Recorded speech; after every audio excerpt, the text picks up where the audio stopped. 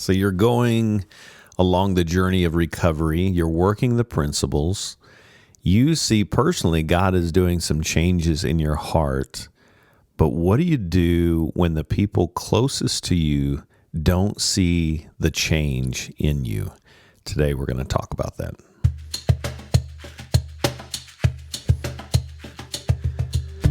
Welcome to Hope in Recovery, a Fellowship Celebrate Recovery podcast that shares hope and healing for our mental, spiritual, emotional, and relational journey through life change stories and recovery topics, all centered around the Beatitudes in Matthew chapter 5 and the Celebrate Recovery principles, where Jesus helps us to face our hurts, hang-ups, and habits so that we can walk in freedom and healing and everlasting life as He died for us to experience in our life. I'm a grateful believer in Jesus Christ. I struggle with drugs and alcohol and perfectionism. My name is Rodney. I am the ministry leader of Fellowship Bible Church Rogers Celebrate Recovery, and so glad to be here with you today. As we're wrestling through this topic today, we could feel the weight of this topic, and knowing that maybe if it caught your eye, maybe it resonates with your heart. What do we do when people around us don't see the change? And I've invited my brother, you know him well, Andy, who's the Fellowship Fayetteville Celebrate Recovery Ministry leader. Andy, thanks for being here, man. Yeah, thanks for having me on. Hey, y'all, I am a grateful believer in Jesus, struggle with anxiety and depression, sexual addiction, and grief, and my name is Andy. Hey, Andy. So, Andy, as I was just mentioning, the weight of this topic, I know through the years, I'm going into my 18th ministry year. This has been one of those that can feel heavy, because sometimes we come into recovery because things have blown up in our family, our marriage, and we come in and we're trying to work the principles. We're trying to surround ourselves with healthy people and make the next right choice, as we say often in recovery. But sometimes the people closest to us that we want to see and take in the same change that we feel like we're experiencing, sometimes that doesn't happen, does it? Yeah. And it's always hard whenever I'm talking with folks that are kind of in this spot of they're in the process, they're working through it, and people around them either don't trust the change that they're seeing or refuse to see the change that's around them. It's always hard, because I remember what it was like for me within my recovery, thinking about a couple folks that were really close relationships of mine, and I think I had been in recovery for, probably 2 or 3 years at that point. I'd gone through a step study. I was leading my next one. I was in the process. I had some long-term sobriety. I was doing well, but our relationship hadn't changed. There was still, while there wasn't animosity towards me, like maybe there had been in the past, there was still just this very obvious kind of low-level skepticism towards everything that I said and did. Yeah. And it was hard, because it felt like the relationships that I wanted so desperately to celebrate with me, couldn't see or couldn't trust. Yeah, the very person you want to be with you to celebrate that with you, right? Yeah. Which makes it that much more painful. Absolutely, yeah. And then, in my bad moments, I could feel myself going, golly, well, why am I even doing this in the first place? Yeah. Which, I say in my bad moments because, it made sense for me to be feeling that with such close relationships, feeling like I'm not getting that acceptance that I'm longing for, but also realizing sometimes it was hard for me to see all the people that really were celebrating with me. Yeah. I think it's interesting, because it is, we want to hold that space of, when we've been in a cycle for so long, and let's say, and you and I can relate to this, our own choices have affected the people closest to us. if all you've experienced is hurt, or for the most part, it's not always 100%, but the majority of the time we felt hurts from our compulsive behaviors, our choices, it would make sense that it's going to take some time, and that's where it gets tricky. Is we have a timetable in our own heart and mind, and sometimes that doesn't line up and match up with the other person, which is kind of one of those heavy consequences to our choices and destructive cycle. But it's kind of holding that space of making sense of the good reasons why the other person might not be in a place to fully take that in and trust what you're saying. Are you putting this on? Is this genuine? Is this true change? Oh yeah. Well, especially if me personally have been living in a cycle of hiding, of manipulation, of dysfunction. If that's been my pattern of life for 10, 20, 30 years, and now for the past 9 months, I've been way different. Yeah.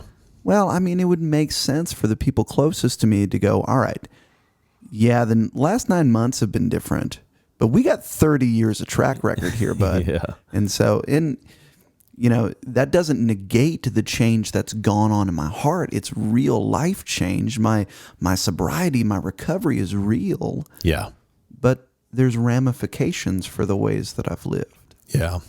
Yeah, I've talked about this before, but it's interesting. I mean, there's lots of studies out on this, but to our brain, expected pain registers in our brain the same as actual pain. Yeah.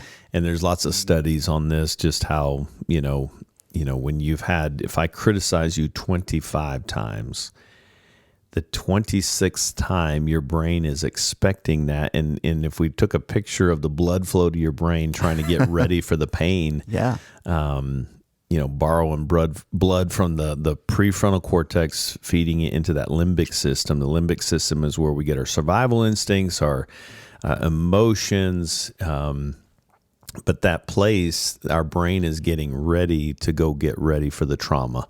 And expected pain is the same as actual pain. And so now if you take years and years and years of pain and rejection through whatever lens we're talking about, to that other person, in their brain, it's expected pain. They're still having the same response in their brain, which is fascinating to think about. Yeah, man. If I turn around a corner 10 times, and every time I turn around that corner, I get hit in the face with a baseball bat. Yeah. The 11th time, I'm expecting a baseball bat.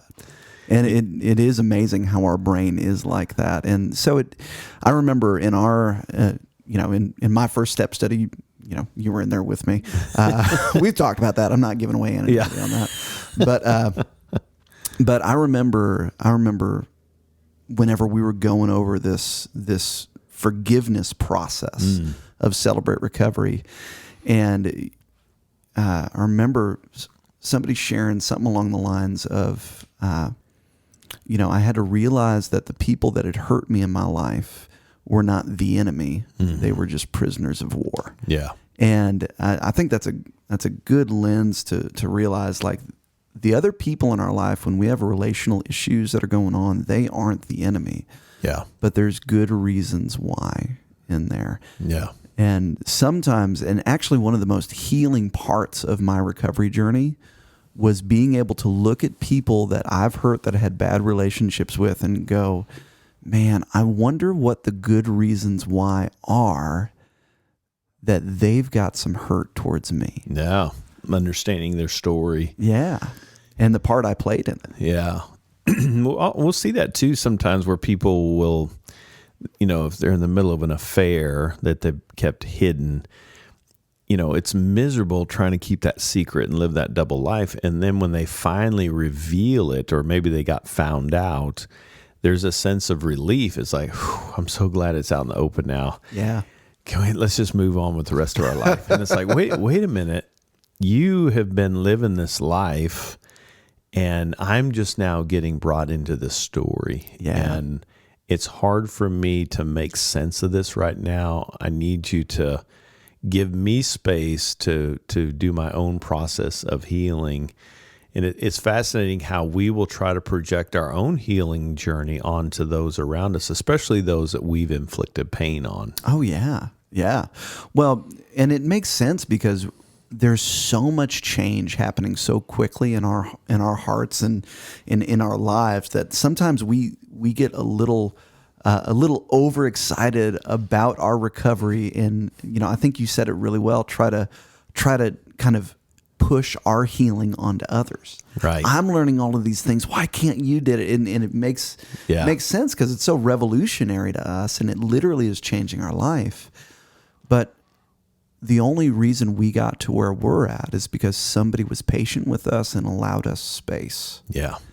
And we've got to be willing to do that for people around us. And it makes it hard whenever that is an extended time. Yeah.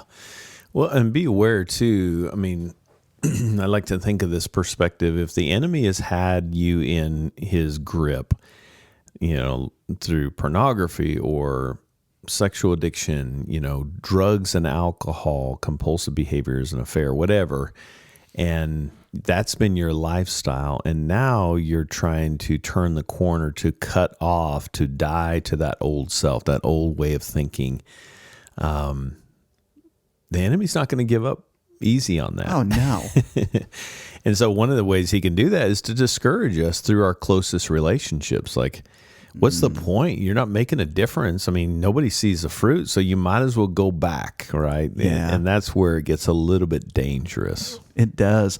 Well, and that, I've heard it from guys before in those places, and I've been there too, of that discouragement comes on, and it comes on heavy for good reasons. And that thought of, why in the world am I even doing this?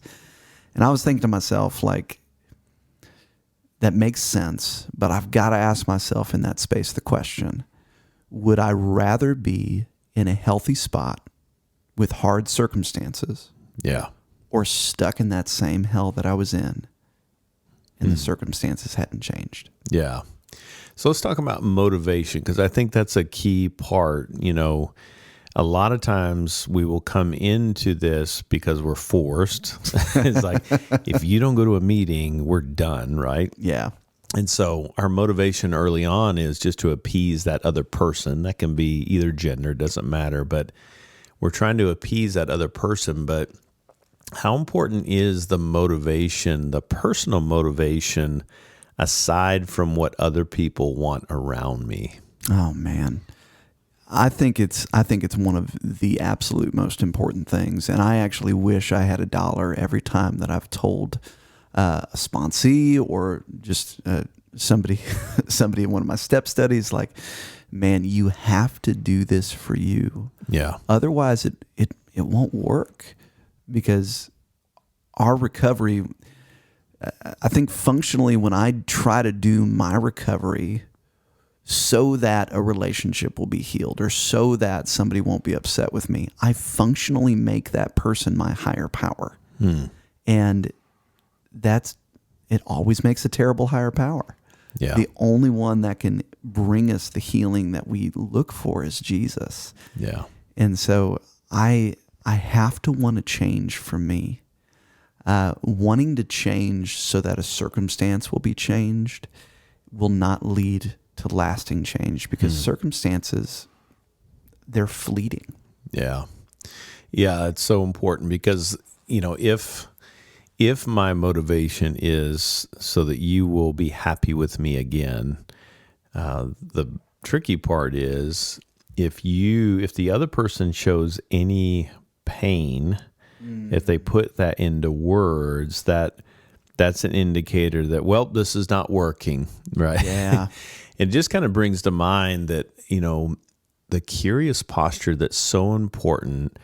Do I really fully understand? And this is so important for any relationship.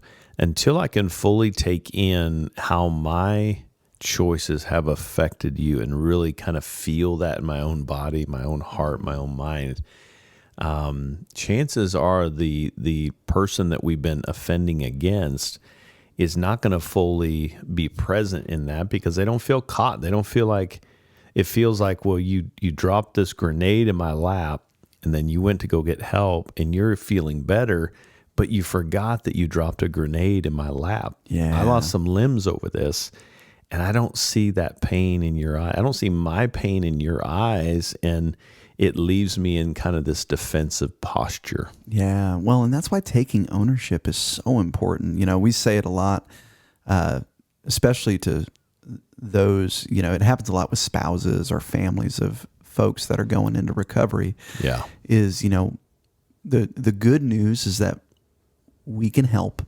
Yeah. The bad news is you're kind of in recovery too now.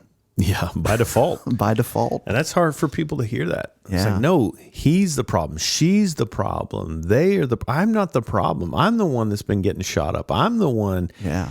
It's like, yeah, but as a result of those events, you now have hurt that if not addressed, the same cycle will apply to you, right? Yeah. Yeah. Yeah. Well, and how healing it is for the person that offended someone to be able to recognize that, own that, and communicate that to the person that they dropped a grenade in their lap.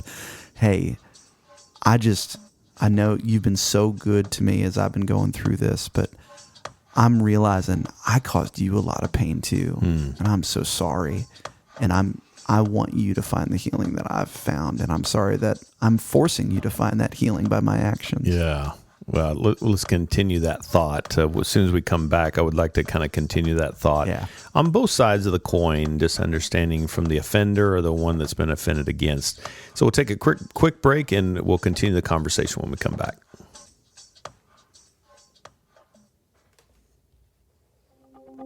Hey folks, Good Friday is this Friday night, and it's such an important part as believers to come and remember what Jesus did on the cross. It's central to our recovery that we can say, I celebrate my recovery is because of what Jesus did on the cross. So we're going to celebrate Good Friday, remember, and then turn the corner and celebrate his resurrection on Celebrate Recovery Friday night, Good Friday service. Fellowship Fayetteville, Fellowship Rogers, go to fellowshipcr.org for more information and join us this week. Well, welcome back. Talking with Andy Petrie, the ministry leader at Fellowship Fayetteville Celebrate Recovery. I'm Rodney, the Fellowship Rogers ministry leader of Celebrate Recovery. And I love what we were talking about right before break, just that by default, I'm in recovery and I need to stay curious about that in my own walk. Because if I don't, what's the cost of that? Yeah, absolutely. And so for the person that was the offender, understanding I am forcing this person to walk this healing journey. Yep. I didn't want to do it, but I got found out and I was the one that had the main issues. Of course, they're not going to want to do it. Right. And so part of me has to remember where my heart was at the beginning of this process. Yeah. But then as the person that's been offended against, understanding that, we've been shot up because of the actions of another person, and we got to get bandaged up too. Yeah. So sometimes it depends on the scenario and the circumstances, that not every circumstance is going to be a quick fix repair. Yeah. Nor will it even be safe to go back into that relationship, depending on if we're talking about abuse. Yeah. But in general, generally speaking, we do have those scenarios that, there's been an action that's been happening and, I've got to own my part. I've been hurting the people around me. I've thrown the grenade in their lap and it's caused a lot of hurt. My expectations, I think that's key to this, are my expectations that I'm going to come for 30 days and then everything's going to be great and back to normal. Yeah. And is that a realistic expectation to put on yourself? You're kind of setting yourself up for resentment yourself or disappointment. But also, is that fair to the person that you've been hurting to just expect, well, gosh, it's been 30 days. I know we were in this mess for 10 years or 5 years or whatever. Let's move on. We're good. Yeah. golly, I think a month is a long time when we've been in recovery, but it's a really short time in comparison to the rest of our life. Goes quick. It does. And, we got to give people space for them to, just like we don't want to be rushed into healing. We can't rush others into healing either. Yeah. And that's hard because I think the other expectation that I have that I know I can fall into is that if somebody is still hurting towards me, what is that saying about me? And how does that allow my shame to come online? And so what I can do in that place is, in my shame, try and pull them out of their pain so that I feel better. And yeah. And so part of that posture, I mean, as I'm hearing you talk, Andy, it's making my brain kind of spin a little bit. Part of that, the expectations needs to be, this is going to take time. Yes. God, this is your timetable. And we kind of joke around about this, but sometimes people come in looking for drive-through recovery. Yeah. Just drive up, tell me what I got to do, and let me go on with my life. Yeah. And the reality is, we don't want to go back to the way things were, because the way things were was about deception. It's about lying. It was about covering up. It was about discounting the other, not seeing and not being fully present, emotion, all that stuff. So we're trying to not go back to the way it was. We're trying to recreate something new, to reframe, redesign, reconstruct a new and different life. And so that surrender, we're not just surrendering the hurt the compulsive behavior and the hurts that we bring in personally. We're surrendering the effects of that happen to other people to Christ as well, aren't we? Yeah, absolutely. And the picture that's kind of coming in my mind right now, Rodney, just, my wife and I just became homeowners recently. And so I've been dealing with living in a house that was built in the 60s, which I love. But there can be things in our home that, they need attention, but maybe they're not completely present on the surface. I think about if we've got mold all over the inside of our walls, on the outside, we may not be seeing that. We could probably, maybe our allergies are going on. We see some of the effects kind of inadvertently, but if we're really going to address that and fix that, what does that mean? Yeah. That means we got to move our stuff out of the house. We got to rip out all of the drywall. Maybe when we rip that drywall out too, we see that we've got some bad wiring that we've got to fix. Gosh. And we wouldn't expect that to be changed in a week. Yeah. That's so good. I love that picture because, and a painful, scary picture, but the deeper you get into it, the more it may expose, and it's painful, but life-changing, right? I mean, if it gets us, it's a different kind of pain now. The old pain was misery that kept us stuck and kept us from moving. There was no movement. And now it's kind of a new, kind of acute versus chronic pain. Yes. Moving us forward, painful, it's messy, it costs a lot. There's a lot happening here, and if the goal is to ultimately build a new room, then it's going to be worth it. But man, it's going to be a pain in the rear because we're going to have to walk around this mess. It's going to cost us money. We got a budget. What's the time? Can we even afford it? Is it going to be a 6-month or a 2-year process? And man, it's just, it can be exhausting. Yeah. Well, and in thinking through that, I think that's why it's so important. We talked about motivation before, and just bringing it up again. We've got to keep the whole reason why we're doing this in front of us. Yeah. We have to remember that living with mold in the house is not a healthy way to live. Right. And it's going to kill us. Yep. But it's also not just freedom from living in that old dysfunctional way. It's freedom for what Jesus is calling us to. Yeah. Our baseline of our life is so much less than what God wants for us. Yeah. Right. And he's given us this process to deal with the defects and the hurt so that we can live a healthier life in closer relationship with God in real relationship with God. And when we do that and walk through that process and are willing to say, I want to walk towards what you have for me, God, that will ripple out into the rest of our life. Yeah. It may not ripple out in the way that we want it to, but ultimately we're going to be in a far better place Yeah. than we were before, and it will be worth it. Yeah, it almost kind of gives me this picture of, wait, how come why is this not being fixed quickly, Lord? I didn't know it was going to take this long. It's almost like you can almost hear Jesus saying, wait, you wouldn't do this if you knew it was going to be hard, if it was going to bring pain. Yeah.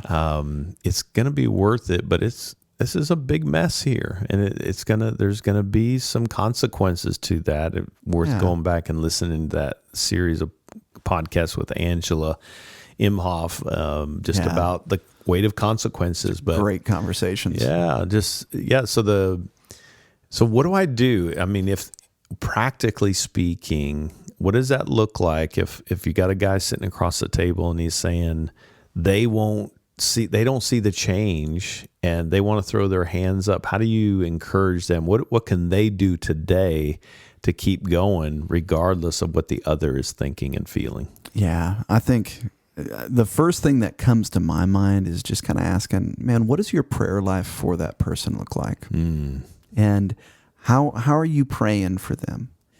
And then the Hard to pray for an enemy. It is. Yeah, it is. That's why that whole prisoner of war thing that I talked about earlier was so good for me to hear. Yeah. So what does my prayer life for that person look like? And then second, in a prayerful way, asking, God, help me to stay curious for the good reasons why they're still hurt, they're still defensive. And Lord, remind me of what I was like in the midst of my pain. Yeah. And Lord, the way that your grace sought me. He didn't give up on you. And didn't give up on me. Yeah. Yeah. How can I be patient like you've been patient with me, Lord? Yeah. Well, I think through that lens of how the enemy doesn't give up easily, if he's had you in his grip, he's going to use relationships to discourage you, right? Absolutely. He's going to do everything he can. And that's that whole adage that any excuse will do. Don't make this an excuse. Don't let yesterday's mistakes in denying God and not walking in obedience to God, which affected the other that might be struggling. Don't let that be justification, yesterday's mistakes, to make today's and tomorrow's choices of mistakes, right? Yeah, don't dress according to yesterday's weather report. I love that. Yeah. It's like, why in the world? Why do you have a heavy coat? It's 70 degrees, man. So, Andy, I feel like I want to speak to the person that is on that other side. Yeah.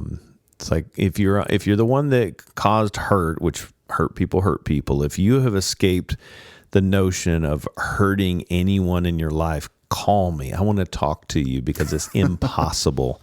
Maybe because this other person that you're not seeing the change in that hurt you, that hurt is now hurting other people, maybe including that person. But keep the course. If you're the one that offended against somebody, don't let this be an excuse to exit stage right. But what do you say to the person that's on the other side that's been hurt and they're having a hard time trusting the change that they're seeing? Yeah. I think, as you say that, what comes to mind is what I would tell anybody that's in the beginning of their recovery process is stay curious with yourself. Yeah. What are the good reasons why you are hurting in this? And have you allowed yourself to go there? Because sometimes when loved ones have hurt us really badly, it makes sense, but one of our defenses can be, I'm just going to harden myself towards all of it. Yep. And if I can do anything that I can just to make sure that person is fixed, then it's going to be fine. But you got to allow yourself space to be human too. Yeah. It takes our own focus off the wrong thing, doesn't it? Yes, it does. If my attention now is on making sure you're put together, I kind of lose myself in that. Yeah. I kind of fall apart because I've stopped directing my attention to God Yeah. And that's the right source with God. But now under my own power, I'm trying to manage their behavior to keep them on track. And you're not going to get peace from that. No, and It's never going to be enough. it's never going to be enough because let's be honest. There's probably a good chance that you've been hurt so much that there's nothing that they could do, say, or change that would make that hurt go away. Forgiving and forgetting is not a real expectation for forgiveness.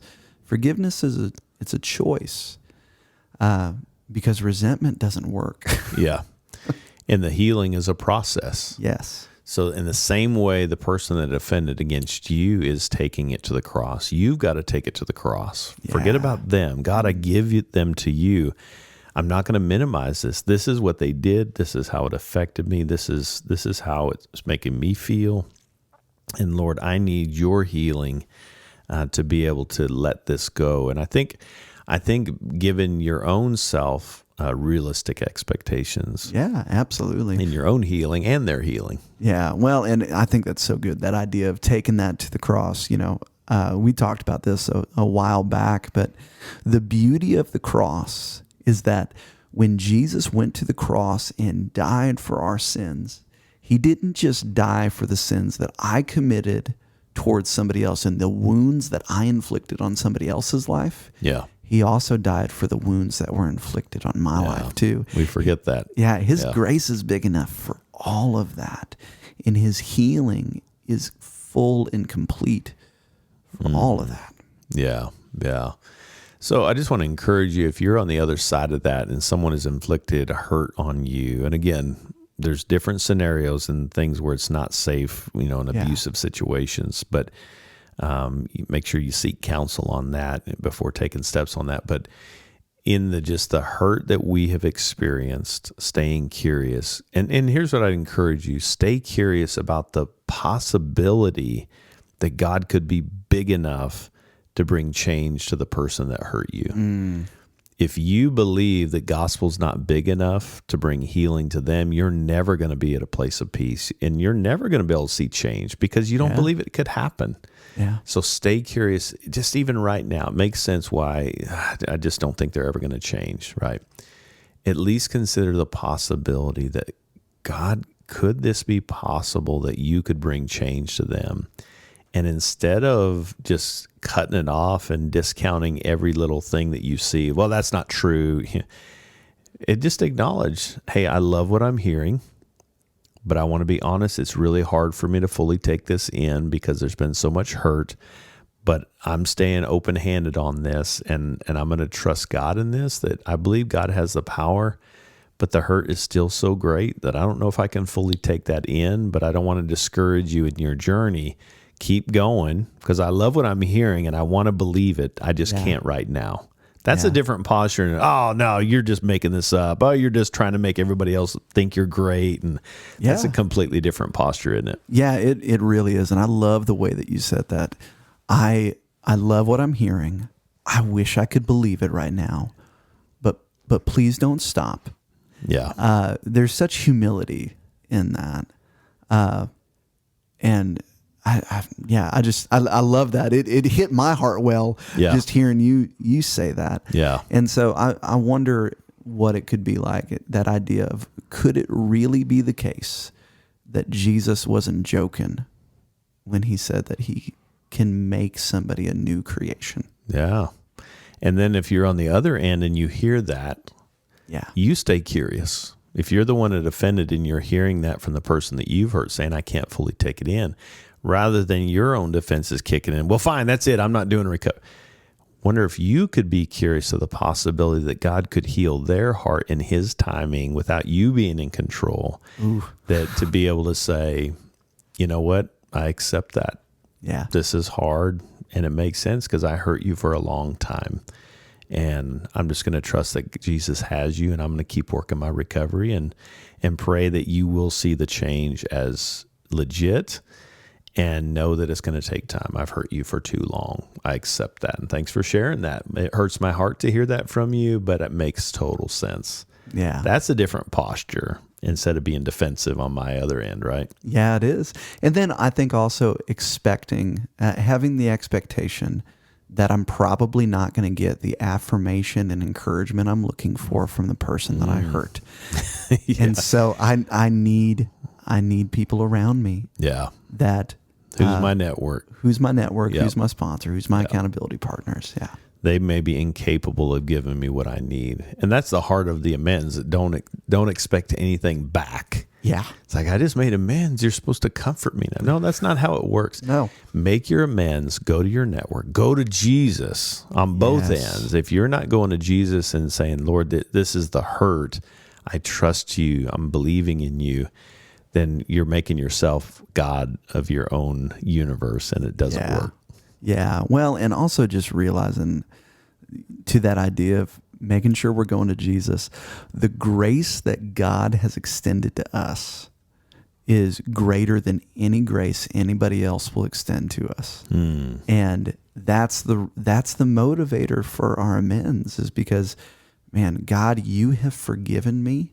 And because you have forgiven me, because you love me, because I'm secure in you, I can face these wounds I've put on somebody else, knowing, Lord, that you no longer condemn me. Yeah. But you ask me that as far as it depends on me, to live at peace with one another. Well, I love that. And I want to close with this. This was from my quiet time this morning, Psalm 63, 4-7. And this was kind of the headline in my journal. To live a life of praise and thanksgiving is to live a life of open hands. And I love this Psalm 63. It says, I will praise you as long as I live, lifting my hands to you in prayer. Now just imagine open hands. I can't receive if I have closed hands. So Lord, I am opening my hands, whether I'm on the offending or the offended side. I'm lifting my hands to you in prayer. You satisfy me more than the richest feast.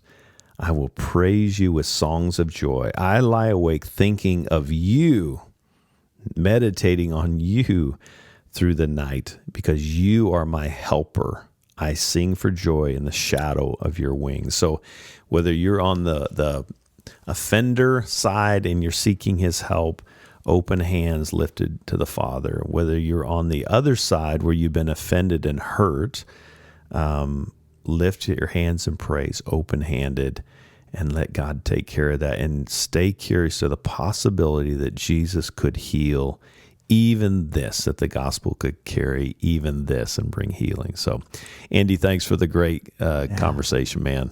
Thank you, brother. Love your heart and your wisdom. And I hope this has been a blessing for you. I hope that whether either side, regardless of which side you're on this, we're all on the same side. We're all in need of God's grace because we're all fallen. We're all broken, and we've all hurt people. And today, we're all going to need his grace. So stay curious, stay open-handed as you lift your eyes and your hands up to the Father, meditating on him as your helper and your joy in the midst of chaos. Hey, if you'd love to join us on this road recovery, we would always love to have you join us on a Friday night in Fayetteville or Rogers at Fellowship Celebrate Recovery, or maybe you'd like to join another sister CR. Just go to fellowshipcr.org and find a group near you and jump in. Every day of the week, pretty much you can find a group. Hey, thanks for being with us. We love you guys, and we hope you'll join us next time. Until then, God bless.